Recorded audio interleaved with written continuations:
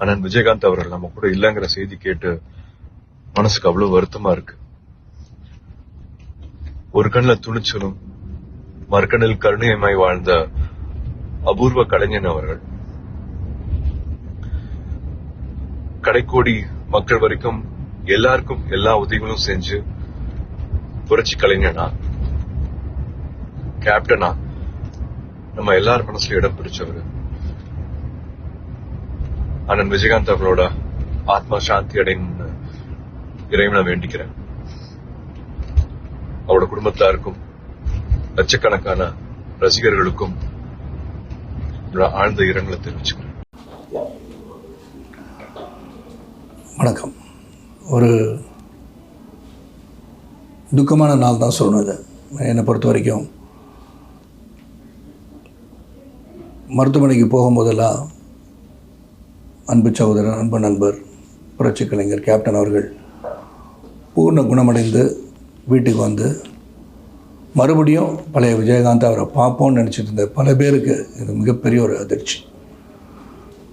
ஒவ்வொரு முறையும் மருத்துவமனைக்கு போகும்போது கேப்டன் நல்லா வந்துடணும்னு இறைவனை வேண்டுவதில் நானும் ஒருவன். ஏன்னா அந்த ஒரு என்ன சொல்ற ஒரு நட்பு எங்கள் ரெண்டு பேருக்குள்ள ஒரு டீப் ரூட்டட் ஃப்ரெண்ட்ஷிப்னு சொல்லுவாங்க. அதாவது என்னுடைய வாழ்க்கை பயணத்தில், கலைவுல பயணத்தில் வந்து ஒரு மிகப்பெரிய ஒரு சரிவை நான் பார்க்கும்போது என்னை சப்போர்ட் பண்ணது விஜயகாந்த் பல முறை நான் சொல்லியிருக்கேன். அவன் அலுவலகத்துக்கு போனது எனக்கு பசுமையாக எனக்கு ஞாபகம் இருக்குது. புலனசாரணை படத்துக்காக அவருடைய மேக்கப் அண்ட் ராஜுவனை அவர்கிட்ட கூப்பிட்டு போனார். அதுதான் முதல் சந்திப்பு, நேரடி சந்திப்பு விஜயகாந்த் சாரோட. அவர் ராவுத்தர், டைரக்டர் செல்வமணி. அது ஒரு இயக்குனருக்கு ஒரு உரிய மரியாதை அன்றைக்கி அவர் எப்படி கொடுத்தான்றது என்னால் நேராக பார்க்க முடிஞ்சது. அவருடைய முடிவுக்கு எந்த ஒரு மாற்றம் இல்லாமல் ஒரு புதுமுகத்தை அந்த படத்தில் ஒரு மிகப்பெரிய ஒரு படத்தில் இன்ட்ரடியூஸ் பண்ணணும் போது அவர் எந்த ஒரு இதுவும் கேட்கல, யார் என்னன்னு கேட்டுக்கல. படம் தயாரிச்சிருக்காரு அப்படின்னு அந்த மேக்கப் மேன் ராஜு சொல்லியிருப்பாங்க. படத்தில் போட்டார். அன்று துவங்கிய அந்த நட்பு இன்று வரை நான் வந்து விஜயகாந்த் வாழ்ந்து கொண்டிருக்கிறார் தான் நினச்சிட்ருக்கேன். நான் இந்த 2 ஆண்டுகளாக அவரை சந்திக்க முயற்சி பண்ணி அவர் பார்க்க முடியலன்றது ஒரு மிகப்பெரிய வருத்தம் தான். கடைசியாக ஒரு 40 ஆண்டுகள் கலைப்பயணத்தில் பேசுனது ஞாபகம் இருக்குது. அவர் பக்கத்தில் உட்காந்து ரொம்ப மெல்லிய குரலில் பேசிகிட்டு இருந்தார். அப்போயே வந்து பழைய நண்பரை பார்க்க முடியவில்லையே என்ற ஒரு மிகப்பெரிய ஒரு ஆதங்கம் எனக்கு உள்ளே இருந்துகிட்டே இருந்துச்சு. ஆனால் அண்மையில் கூட மருத்துவமனைக்கு போயிட்டு வீட்டுக்கு வந்துட்டாரோன்னா சரி குணமடைஞ்சிருவார் அப்படின்னு நினச்சிட்டு இருந்தோம். ஆனால் இது ஒரு மிகப்பெரிய ஒரு அதிர்ச்சி தான்.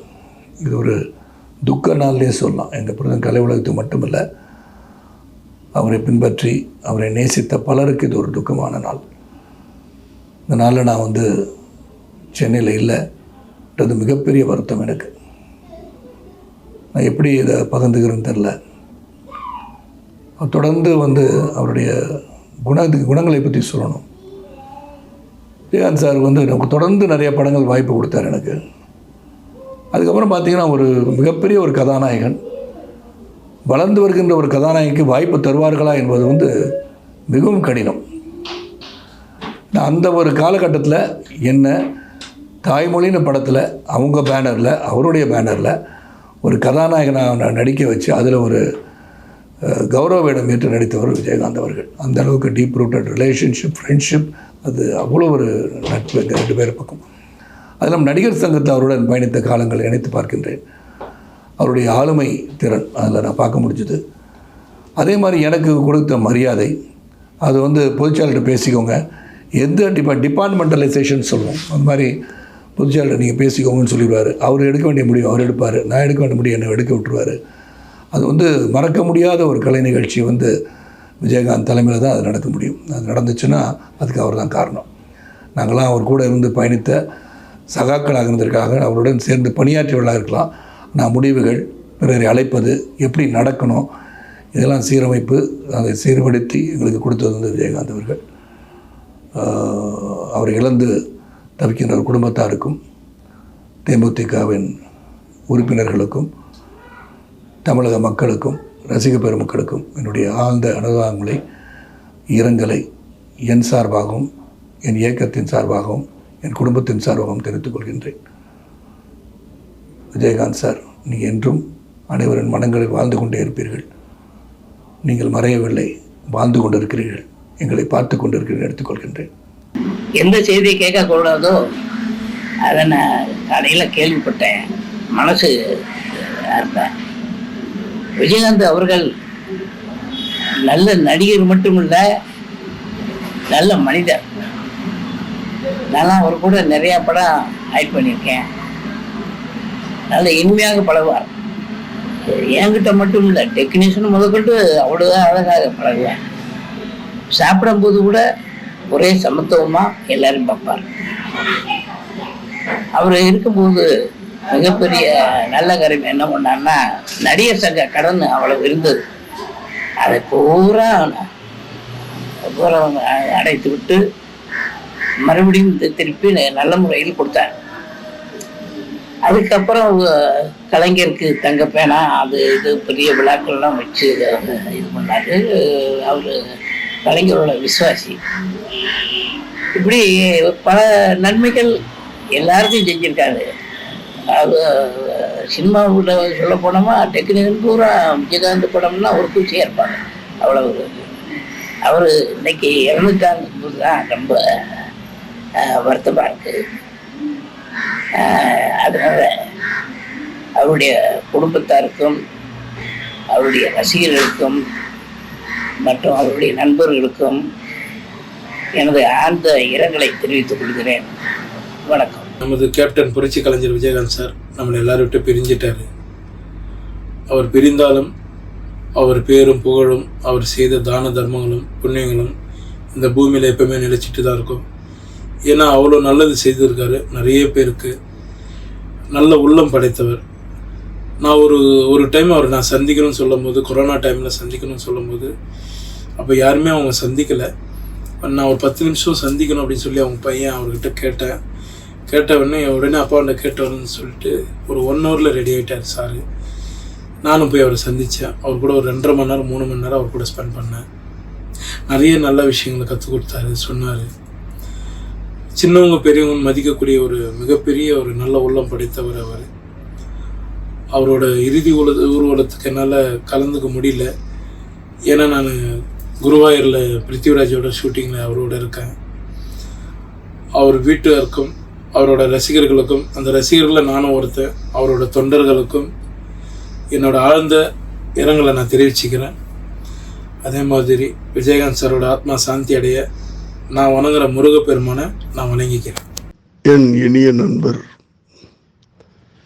விஜயகாந்த் அவர்களை உயிரோடு இருக்கும்போதே பார்த்து ஆறத் தழுவி கட்டி அணைத்து புத்தமிட வேண்டும் என்று கடந்த 2 ஆண்டுகளாக ஆசைப்பட்டேன். அதற்காக முயற்சியும் செய்தேன்.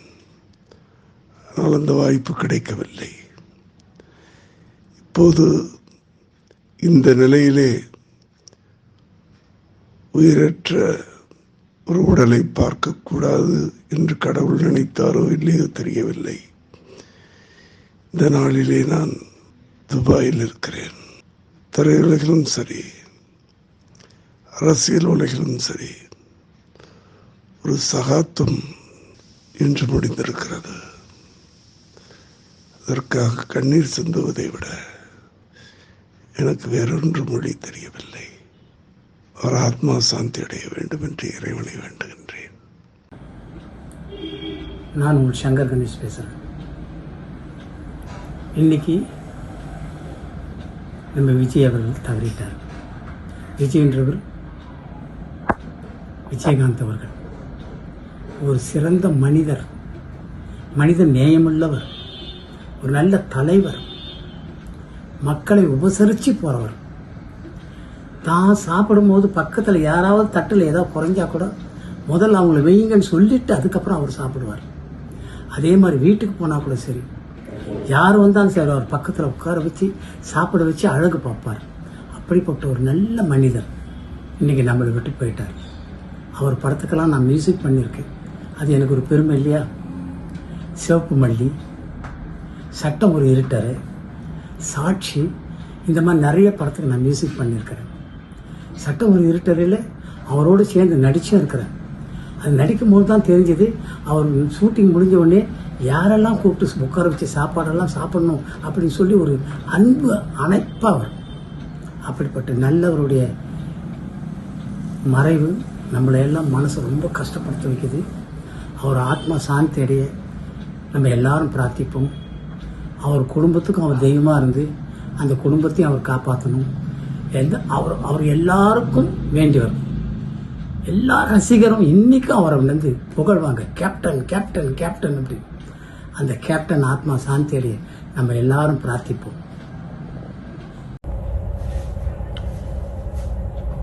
கேப்டன் விஜயகாந்த் அவர்கள் இயற்கையை சேர்ந்துட்டார்.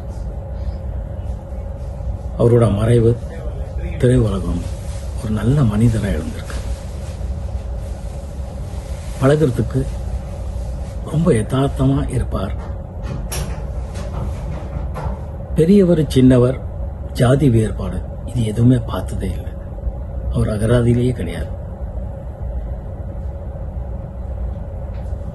பசியில் இருக்கிறவங்களுக்கு ஆஃபீஸுக்கு போனால் எப்பவுமே எப்படி சாப்பாடு கிடைக்குங்கிறதும், அதே மாதிரி பிரச்சனையில் இருக்கிறவங்க எப்போ போனாலும் அந்த பிரச்சனையை தீர்த்துட்டு வராங்கிற ஒரு நம்பிக்கை இருந்துச்சு. அந்த நம்பிக்கையை இப்போ நாங்கள் எல்லோரும் இழந்திருக்கோம். அவரோட நிர்வாக திறமை, அவரோட ஆளுமை, முரட்டு தைரியம், இது எல்லாமே ரொம்ப பெரிய விஷயம். அவரோட ஆத்மா சாந்தி அடைய நான் இறைவனை வேண்டிக்கிறேன். அவர் குடும்பத்தினருக்கும் அவர் கட்சி தொண்டருக்கும் என்னுடைய மனமார்ந்த இரங்கலை தெரிவிச்சுக்கிறேன்.